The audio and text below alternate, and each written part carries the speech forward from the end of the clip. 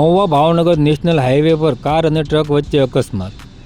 મહુવા તરફથી ભાવનગર જઈ રહેલ કારને ટ્રક ચાલકે ટક્કર મારી હતી। ટક્કર મારતા કાર ડિવાઈડર ઉપર ચડી ગઈ હતી। ટ્રક ચાલક ટક્કર મારીને ટ્રક સાથે નાસી છૂટ્યો હતો। સદનસીબે આ અકસ્માતમાં કોઈ જાનહાનિ થઈ ન હતી। કારમાં સવાર તમામ લોકો મહુવાથી ભાવનગર તરફ જઈ રહ્યા હતા। તારીખ 6/12/2024 સાંજના 4:30 દરમિયાન આ અકસ્માત સર્જાયો હતો।